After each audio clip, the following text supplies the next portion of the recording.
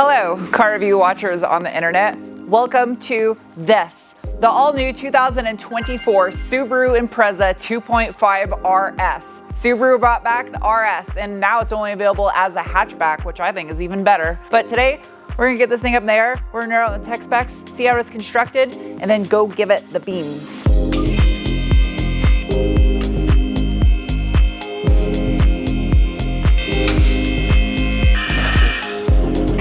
Oh, nice wheels. Okay, a nice stainless muffler. Looks kind of part spinny underneath here, like a lot of the stuff we'll swap over from other Subaru models. For 2024, it looks like Subaru is still using a variation of the R160 rear differential for the new Impreza. It has a 3.7 final drive ratio. It is an open rear diff, however, it does have torque vectoring capabilities like you get in the WRX, where it can transfer the torque left to right via the braking system as needed. The new Impreza utilizes an all-steel construction double wishbone rear suspension with aluminum knuckles, and the dampening taken care of with a Subaru branded coilover rear strut. What the hell is this on the rear subframe? It's like a little thing for sound resonance or vibration. Okay, that's definitely different than WRX. The rear anti-sway bar is mounted to the chassis up above.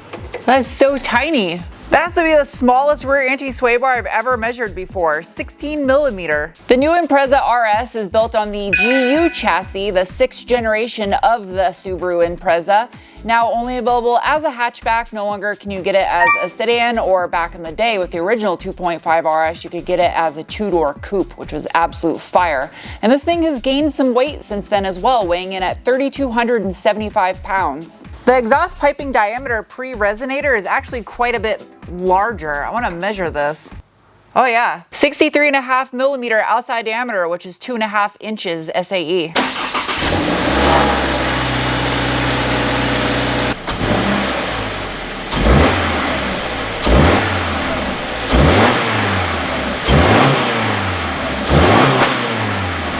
Gotta hand it to Subaru for keeping this driveline mounted nice and low, and it's super easy to access the entire transmission. I don't think working on this would be very hard. As far as the transmission goes in this new Impreza RS, there is only one option, and it is the Lineartronic TR580 Generation 2 CVT. It's capable of electronically varying the torque split front to rear as much as 90% front, 10% rear, or close to a 50-50 bias.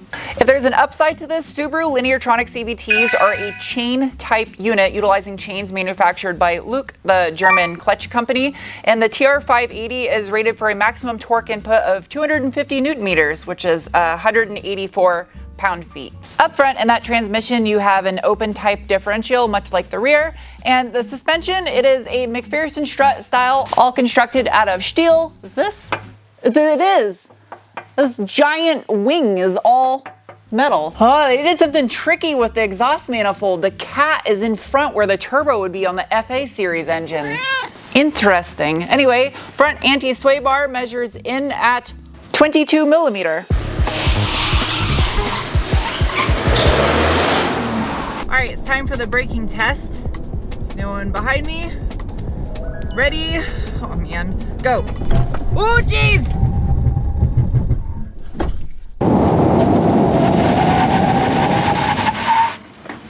That was sharp. Very crisp reaction with the brake pedal. Actually got the shimmy a little bit.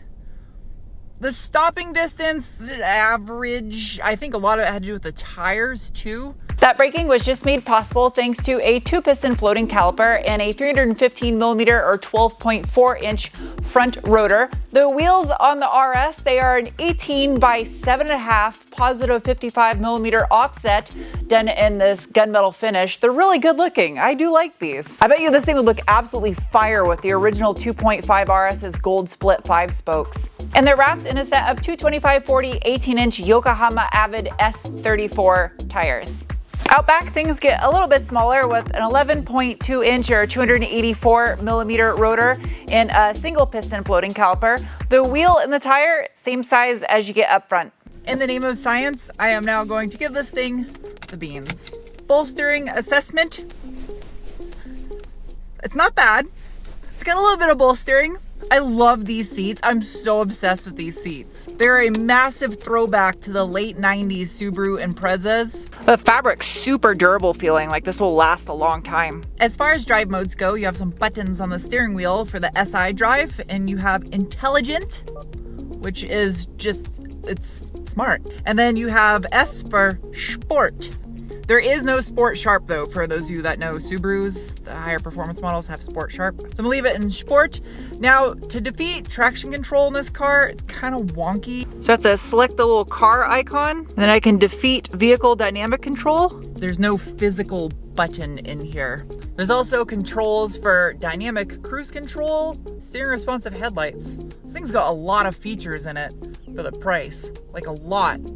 All kinds of safety stuff. And with the RS model, you can slap the shifter over into manual mode, and it has some paddles on the back of the steering wheel to fake simulate shifts. So I'm going to just keep it in drive and let the CVT do its thing. See what this thing can do. Ready?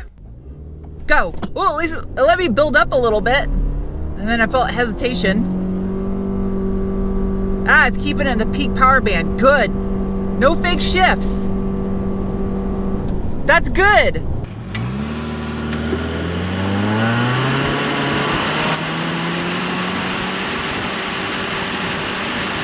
That's really good.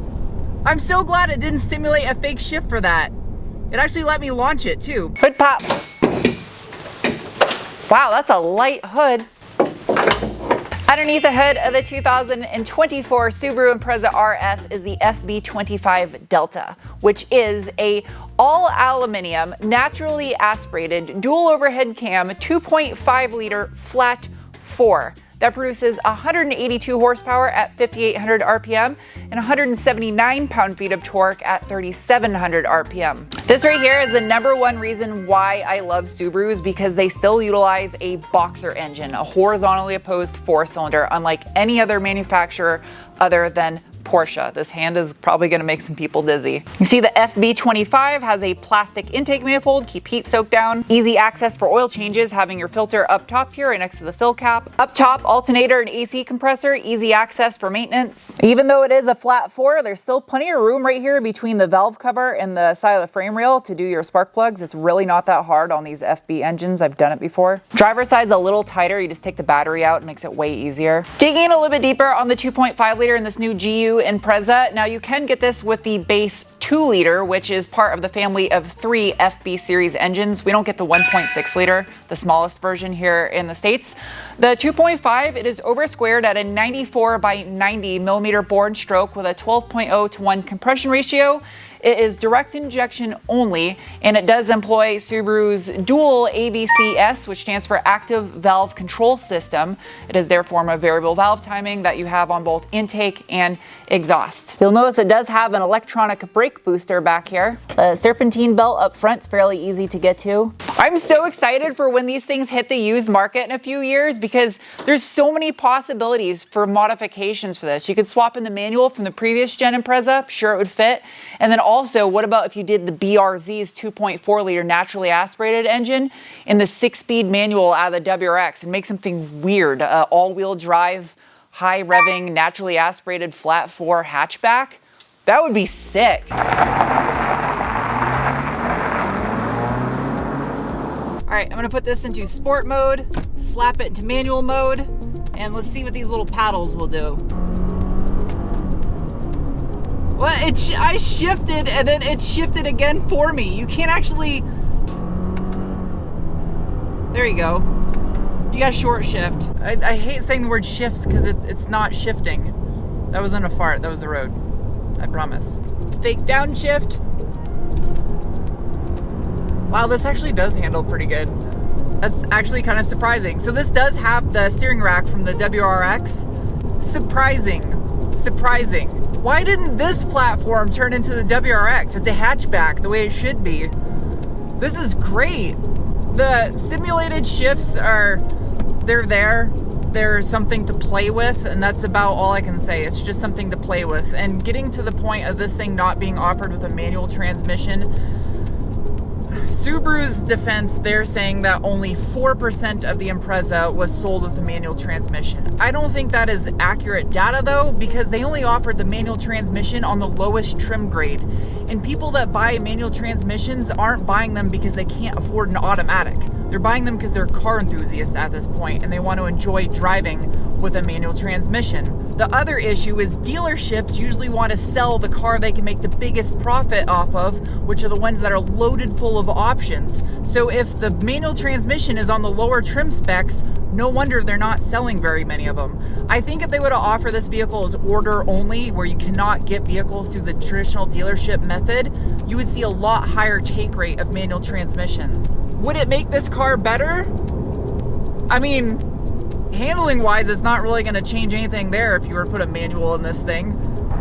It's still a super fun car on a back road. It handles nice and flat. It's crisp. I detect if you push it a little too hard, it'll understeer like most Subarus, but I wanted to hate on this car. I can't hate on this car. This car is good. It's making me smile. This is an incredibly cozy back seat. This cloth is just so warm feeling and it stops acoustics. You could sing, you could write bars back here. Or something. You got plenty of leg room. USB-C, USB-A. It's a little rattly, but soft, squishy. Some cup holders, 4 cup holders. Driver's side doesn't have a pouch, passenger side does. Well, it's weird how the center seat belt is. It comes all the way over from the C pillar. D pillar? A, B, C, D, D pillar. Is this LED? Ooh, it's warm LED. I like that. Yes, ET can ride in your backpack. I like these RS floor mats with the red stitching, the little Boxer RS logo. Wireless charge cubby. The interior in here doesn't look cheap, especially with that giant infotainment screen. It's not too bad. Subaru's infotainment menu has gotten a lot better over the years. This doesn't look too bad and it's pretty idiot proof. You can't really not figure out how this works. They give you physical buttons for the temperature as well as a volume knob, a station tune knob, but the rest of the climate menu is down here on the screen digitally. It's got aluminum pedal covers. All the plastic in here is finished with a satin purplish grayish pearl color. It's really pretty when the sun hits it. Oh weird, the back of the door says Subaru on it. It's really wide back here. There's tons of storage space. It's a really wide car. Feels wide. The crystal white pearl is really pretty. This actually comes in some fun colors too. The crystal black Celica rear spoiler. Now there is another fun hatchback we have in the market today that you cannot get with a manual transmission. That was a bit of a disappointment, and that is the Mazda 3 Turbo. I will say if you were to compare this versus that car, even though that one is turbocharged and has quite a bit more power, this is more fun to drive. I would choose this over the Mazda 3 Turbo. Comparing the Mazda 3 Skyactiv Automatic versus this CVT, the Skyactiv Automatic mechanically is more impressive and longevity-wise, I would choose that over this, but the CVT doesn't ruin the car, and I hate myself for saying it. It does not ruin this car. Now for the price, they absolutely knocked it out of the park with the RS. Like, this thing is full of tech on the inside. It does not feel cheap in here. The seats are great. It looks good on the outside. I just wish the wheels weren't black. I'm kind of getting tired of every car having black wheels now. It's a little played out. It's got the black headliner, and this one does not have a sunroof, something you kind of don't want if you're a diehard performance enthusiast, having that weight up there. Low center of gravity in this thing.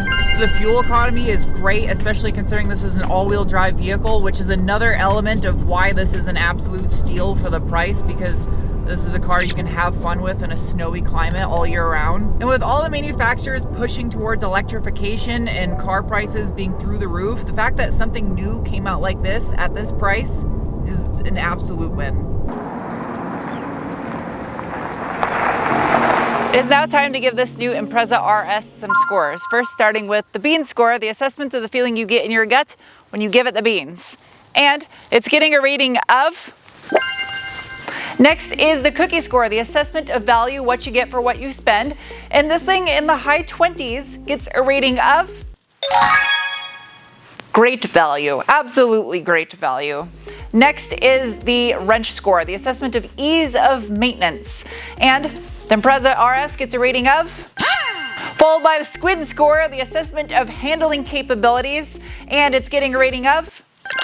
Lastly is the penguin score, the assessment of how much I personally like a vehicle, and the new RS gets a rating of. It would have been too easy to hate on this thing for only coming with a CVT. Do I think it's a stupid decision on Subaru's part? Absolutely, but it doesn't ruin the car. It's a phenomenal car, especially for the price, and I'm just happy that there's an RS again. So hope you guys enjoyed this review, and I'll see you soon with another. Bye!